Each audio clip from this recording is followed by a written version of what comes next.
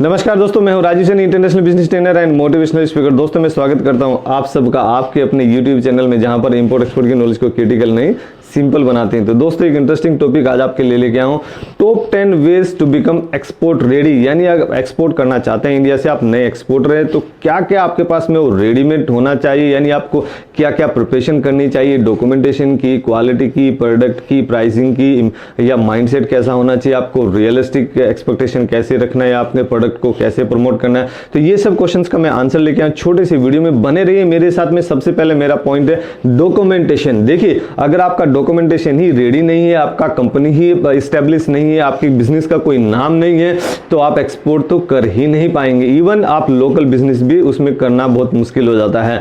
तो सबसे पहले आपको अपना डॉक्यूमेंटेशन रेडी करना है, यानी जो मैंडेटरी डॉक्यूमेंट रहता है, जैसे जीएसटी रजिस्ट्रेशन कराना या एमएससीबी जो रजिस्ट्रेशन रहता है, वो एमएससीबी रजिस्ट्रेशन आपने करा लिया, जीएसटी करा लिया, आरसीएमसी ले लिया, यानी जो आपका एक्सपोर्ट प्रमोशन काउंसलिंग है, डिपेंडिंग अपॉन योर प्रोडक्ट, यानी जिस प्रोडक्ट में आप एक्सपोर्ट करना चाहते हैं उस प्रोडक्ट का आपने आरसीएमसी ले लिया, यानी रजिस्ट्रेशन का मेंबरशिप सर्टिफिकेट आपने ले लिया। बहुत इजी है, आप ले सकते हैं, कोई दिक्कत नहीं। आप खुद भी ले सकते हैं, अगर आप किसी कंसल्टेंट से लेना चाहते हैं तो वहां से भी ले सकते हैं, आप खुद भी अप्लाई कर सकते हैं, कोई उसमें इशू की बात नहीं है।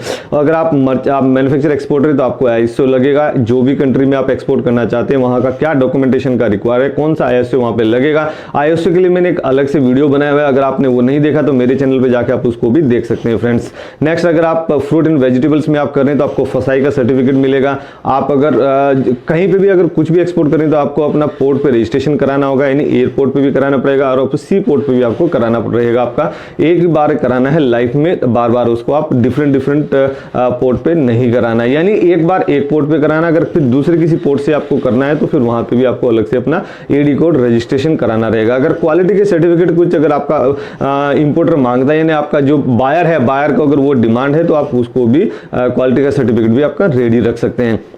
नेक्स्ट मेरा पॉइंट है बी रेडी फॉर प्रोडक्ट, यानी आप प्रोडक्ट के हिसाब से पूरा आपको रेडी रहना पड़ेगा। यानी आपका क्या प्रोडक्ट है वो आपने सोच लिया, प्रोडक्ट की क्या क्या क्वालिटी है वो आपने सोच लिया, अब प्रोडक्ट की क्या क्या प्राइसिंग है वो आपने सोच लिया, लेकिन किस मार्केट में कैसा डिमांड है, जैसे मार्केट आप सर्च करने, मार्केट सर्च करने का मैंने एक अलग से वीडियो बनाया हुआ, अगर वो आपने नहीं देखा मेरे चैनल पर जाके आप उसको भी देख सकते हैं फ्रेंड्स।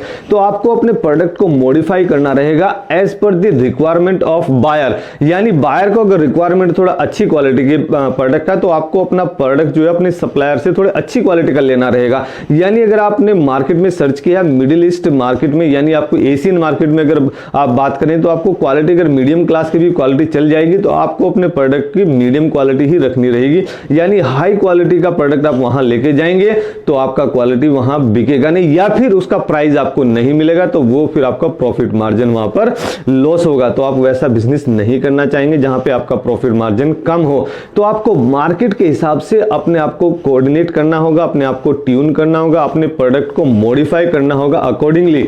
यानी जिस मार्केट में जिस टाइप का प्रोडक्ट चलता है उसी टाइप का प्रोडक्ट आपको मार्केट में लेके जाना है। अदरवाइज ये हो जाएगा कि दीवार के ऊपर सर मारना, आपका टाइम भी वेस्ट होगा, एनर्जी भी कंज्यूम होगी और हो सकता है आपका पैसा भी कंज्यूम हो। तो वो आप ना कीजिए। आपको डिफरेंट कल्चर के लिए, डिफरेंट मार्केट के लिए प्रोडक्ट का क्या रिक्वायरमेंट है, उसी हिसाब से आपके प्रोडक्ट को रेगुलेट कर सकते हैं। नेक्स्ट मेरा पॉइंट है बी फाइनेंस रेडी। देखिए, वैसे तो अगर आप बात करें क्रेडिट पे काम कम होता है, 100% एडवांस पे ही ज़्यादा काम होता है। जो सीख के काम करते हैं, जो लोग अच्छे से लर्निंग करके किसी इंस्टीट्यूट से लर्न कर सकते हैं, या फिर आप रिसर्च कीजिए, इंटरनेट पे रिसर्च कीजिए, डिफरेंट लोगों का आप अगर यूट्यूब पे वीडियो देखेंगे तो वीडियो भी आप उनको सर्च कीजिए, आप देखिए, आप नॉलेज गेन कीजिए और आपको देखने को मिलेगा। अपार्ट फ्रॉम, देखिए किस इंडस्ट्री में होता है, जैसे इसेंशियल चीज़ जैसे एग्रीकल्चर प्रोडक्ट में मैं जरूर बोल सकता हूँ कि वहाँ पे क्रेडिट पे काम होता है, लेकिन अपार्ट फ्रॉम दैट इंडस्ट्री, किसी भी इंडस्ट्री में आप मुझे चाइना से कुछ प्रोडक्ट लाके देखिए उधारी पे, अगर मतलब आपको क्रेडिट में काम करना है तो नहीं आपको देगा। अमेरिका से लाके देखिए, नहीं आपको मिलेगा। पहले पैसे देना फिर प्रोडक्ट को लेना, यही बात होती है। अगर मार्केट में भी आप जाते हैं तो आप बोलो मुझे उधारी पे दे दो, तो नहीं भैया, उधारी पे नहीं मिलेगा। आपके पास पैसे हैं तो प्रोडक्ट ले जाइए। तो यहां पे भी ऐसा है कि 100% आपको एडवांस मिलता है, लेकिन अगर फिर भी आपको क्रेडिट पे काम करना करना पड़ेगा, क्योंकि बिजनेस करना है तो कई बार आपको क्रेडिट पे भी देना पड़ेगा। तो कई बार अगर आपने क्रेडिट पे दिया तो उसके लिए फाइनेंस आपके पास में होना चाहिए। यानी जो आपका कंटेनर है, अगर आप कंटेनर पूरा करना चाहते हैं, 10 लाख का 20 लाख का आपका पूरा कंटेनर है, तो उतना पैसा आपके पास होना चाहिए। या फिर आप इनिशियली कम इन्वेस्टमेंट से चालू करना चाह रहे हैं तो उतना 1 लाख 2 लाख जो भी आपका प्रोडक्ट का कॉस्ट है, यानी जिसमें भी आप LCL में पूरे प्रोडक्ट में पूरा आप कंटेनर नहीं कर रहे हैं, फुल लोड कंटेनर नहीं कर रहे हैं, LCL कर रहे हैं, लेस लोड कंटेनर, तो उसमें भी आप काम कर सकते हैं। लेकिन उतना फाइनेंस आपको रखना होगा अपने फ्रेंड्स एंड फैमिली से। फाइनेंस कैसे आपको इकट्ठा करना है, यानी फंड्स कैसे आपको जुटाना है, उसके लिए भी मैंने अलग से एक वीडियो बना रखा है। वो अगर आपने नहीं देखा मेरे चैनल पे जाके उसको भी आप फ्रेंड्स देख सकते हैं। नेक्स्ट मेरा पॉइंट आता है बी क्वालिटी रेडी, यानी किस मार्केट में कैसा क्वालिटी चलता है उसके हिसाब से आपको प्रोडक्ट को अपना रेगुलेट करना होगा, या फिर वो क्वालिटी आपको प्रूव करनी होगी। यानी जैसे अगर आप यूरोपियन मार्केट में जाते हैं, अमेरिका में जाते हैं, वहां पे अपने प्रोडक्ट को लेके जाते हैं, तो प्रोडक्ट वहां पे आपने लेके चलेगी मीडियम क्वालिटी का, तब वहां पे नहीं चलेगा फ्रेंड्स। तो वहां पे आपको कौन सा प्रोडक्ट चलेगा, प्रीमियम क्वालिटी का प्रोडक्ट चलेगा वहां पे, क्योंकि वहां पे एक स्टैंडर्ड है। स्टैंडर्ड बोले तो वही तो स्टैंडर्ड है, उन लोगों ने तो स्टैंडर्ड बनाया है, तो वो स्टैंडर्ड्स को आपको फॉलो करना रहेगा। अगर जैसे आपको फ्रूट एंड वेजिटेबल कर रहे हैं तो उनका जो FDA है, FD आपको मतलब जो आपका प्रोडक्ट है वो FD अप्रूव होना चाहिए। फ्रूट्स और वेजिटेबल कर रहे हैं, या फिर जो भी आपको केमिकल्स में कर रहे हैं, या फिर आप फार्मास्यूटिकल में कर रहे हैं, तो जो उनका स्टैंडर्ड आपको मीट करना रहेगा। अगर मिडिल इसमें काम कर रहे हैं, मिडिल क्वालिटी में अगर आप काम कर रहे हैं, तो फिर आपको यूरोपियन मार्केट में नहीं जाना चाहिए, फिर आपको एशियन मार्केट में जाना चाहिए, या फिर साउथ अफ्रीकन मार्केट में आपको जाना चाहिए। नेक्स्ट है बी प्राइस रेडी, यानी आपका प्राइसिंग क्या है प्रोडक्ट का। जैसे अभी मुझे कॉल आता है कि मुझे इसका एक कोई इंक्वायरी आई, उसके लिए मुझे बताया कि इसका मुझे सर CIF प्राइस दे दीजिए। अब उसका तो मुझे रेडी नहीं है, मेरे पास टिप्स पे नहीं है, मैंने कैलकुलेशन किया ही नहीं है, मेरा कॉस्ट कितना पड़ेगा, मेरा लॉजिस्टिक कितना पड़ेगा, FOB कितना वैल्यू होगा, और उसमें मेरे को मेरीन इंश्योरेंस कितना मिलेगा। इंश्योरेंस के लिए मैंने अलग से भी एक वीडियो बना रखा है, वो अगर आपने नहीं देखा तो मेरे चैनल पे जाके उसको भी आप देख सकते हैं फ्रेंड्स। तो CIF कितना पड़ेगा मुझे, DDP कितना पड़ेगा, FOB कितना पड़ेगा, तो ये सब प्राइसिंग की आपको कैलकुलेशन रखनी है। अगर जैसे मैं दिल्ली से रहने वाला हूं, अगर मैं जूट का प्रोडक्ट कर रहा हूं, तो दिल्ली में जूट वाला प्रोडक्ट आपको महंगा मिलेगा, आपको कोलकाता साइड में, वेस्ट बंगाल साइड में मिलेगा। तो वहां से आपको लाना है तो बाई ट्रेन आएगा या फिर बाई ट्रक आएगा, तो किस हिसाब से आएगा वो प्राइसिंग आपको कैलकुलेट करके रखनी है। अपने गोडाउन से, मतलब जो एक्स फैक्ट्री है आपके गोडाउन से लेके फिर आपको FOB करना है, FOB वैल्यू कितना होगा आपका, उसमें कितना कॉस्टिंग आपका आता है,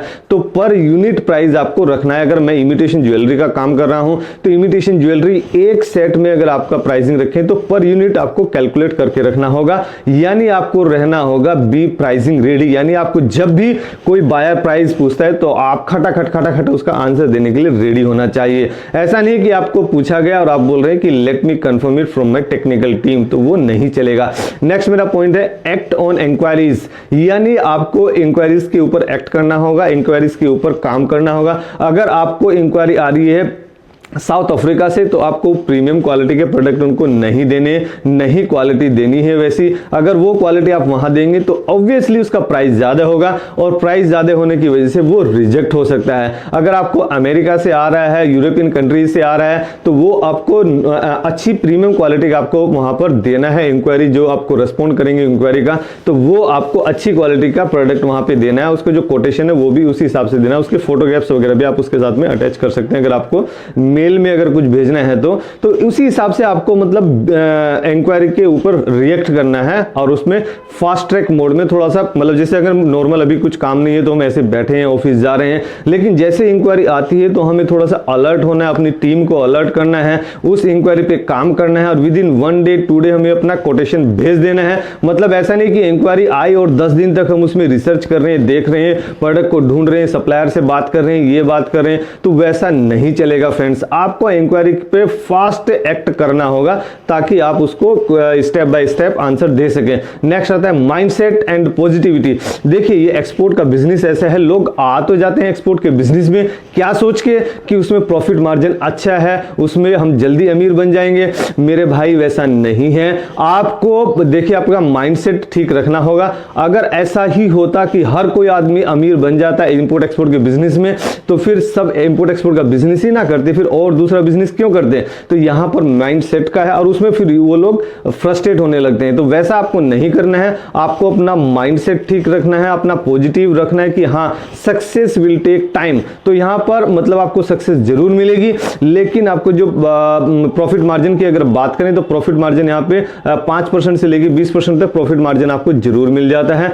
तो आपको ऑप्टिमिस्टिक रहना है, टाइम आपको जरूर लगेगा, लेकिन आपको यहां पर लगे रहना है, कंसिस्टेंसी बनाए रखनी है अपने एक्सपोर्ट बिजनेस में। नेक्स्ट आता है एक्सपोर्ट प्लान रेडी, यानी आपको एक्सपोर्ट का जो आपका प्लान है वो पूरा रेडी होना चाहिए। यानी कई बार हम सोचते हैं कि ये तो पूरा दिमाग में मेरे हैं, पूरा रेडी है मेरा, लेकिन आपको पूरा वो पेपर पे रखना है, अपनी फाइल में रखना है। अगर कंप्यूटर में रख सकते हैं तो कंप्यूटर में रखिए। मैं सोर्सिंग कहां से करूंगा, सप्लायर कौन होगा मेरा, बेस्ट क्वालिटी का सप्लायर कौन होगा, वो भी अलग अलग आप रिसर्च करके रखिए कि 3-4 सप्लायर से आप बात करके रखिए। और अगर आप मैन्युफैक्चर एक्सपोर्टर हैं तो कोई उसमें इशू की बात नहीं है, वो सप्लायर वाला काम तो आपका हो गया है। अभी आपको बायर फाइंड करना है, किस टाइप से मेरा बायर फाइंड करूंगा, मैं कौन सी मार्केट में करूंगा, मेरा प्रोडक्ट का क्वालिटी क्या है, ये प्रोडक्ट का क्वालिटी किस कंट्री में चलता है, वो आप सब रिसर्च करके रखिए। आपका लॉजिस्टिक क्या होगा, प्राइस क्या होगा, एफओबी वैल्यूज आपके क्या होगा, आप ये सब क्वेश्चंस का जब सब रिसर्च कर लेते हैं तो आपको प्लान आपका रेडी हो जाता है।